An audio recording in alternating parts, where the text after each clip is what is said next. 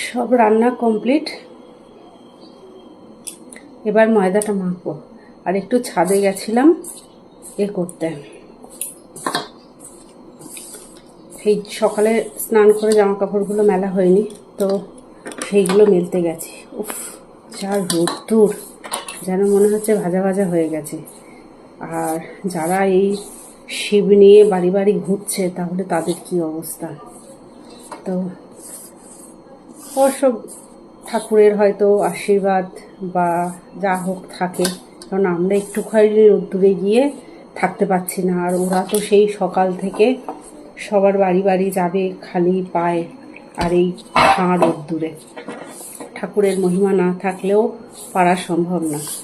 তো সব রান্নাবান্না কমপ্লিট। এবার ময়দাটা মেখে লুচিটা ভাজলেই দুপুরের মতো হয়ে যাবে।